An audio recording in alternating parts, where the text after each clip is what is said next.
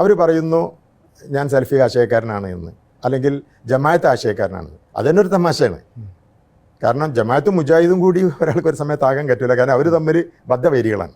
ഞാൻ അങ്ങനെ ഏതെങ്കിലും ഒന്നുകിൽ ജമാഅത്ത് അല്ലെങ്കിൽ മുജാഹിദ്, അങ്ങനെ ഏതെങ്കിലും ഒന്നാണ് എന്ന് ആരോപണം ഉന്നയിക്കുന്നവർ ആദ്യം ചെയ്യേണ്ടത് അതിന് തെളിവ് ഉദ്ധരിക്കുകയാണ്.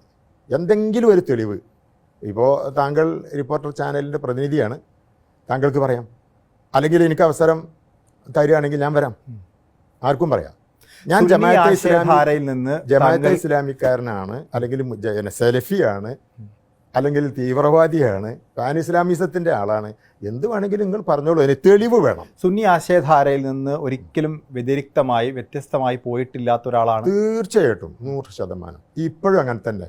ഞാൻ സൈദ്ധാന്തികമായിട്ട് അശ്അരി തരീഖത്ത് അല്ലെങ്കിൽ അഹ്ലു സുന്നത്ത് വൽ ജമാഅത്ത്, നമ്മളിവിടെ ഒറ്റവാക്കിൽ സുന്നിയാണ്. ഇപ്പോഴും അങ്ങനെ തന്നെയാണ്. എൻ്റെ പാരമ്പര്യം അതാണ്. ഞാൻ സുന്നിയാണ്, എൻ്റെ പിതാവ് സുന്നിയാണ്, അദ്ദേഹത്തിൻ്റെ കേരളത്തിൽ ഇന്ത്യയിലെല്ലാവരും സുന്നികളാണ്. ആ സുന്നികളിൽ തന്നെ പുരോഗമനത്തിന്റെ വാദം ഉന്നയിക്കുന്നവരെയാണല്ലോ മുജാഹിദ് എന്നും അല്ലെങ്കിൽ ജമാഅത്തെ ഇസ്ലാമിക്കാരെന്ന് വിളിക്കുന്നത്. അങ്ങനെ ഒരു പുരോഗമന വാദം താങ്കളിൽ ഉണ്ട് എന്നതാണ്. അത് തന്നെ ഈ ഇസ്ലാമിൻ്റെ അകത്തെ കാര്യങ്ങളെ സംബന്ധിച്ച് വലിയ ധാരണ ഇല്ലാത്തത് കൊണ്ട് ചിലർ പറയുന്നതാണ്. അവർ പുരോഗമനവാദികളല്ല, അവർ ഒന്നുകൂടി ഇടുങ്ങിയ റിജിഡ് സങ്കുചിത മനോഭാവക്കാരാണെന്നാണ് ഞാൻ മനസ്സിലാക്കുന്നത്. സുന്നികൾ മനസ്സിലാക്കുന്നത് അങ്ങനെയാണ്. കാരണം പുരോഗമനവാദം എന്ന് പറയുന്നത് മുസ്ലിം ലോകത്ത് ഇന്ന് മുന്നോട്ട് നയിക്കുന്നത് അൽ അസ്ഹർ യൂണിവേഴ്സിറ്റി പോലുള്ള അശ്അരി സരണിയുടെ വക്താക്കളാണ്.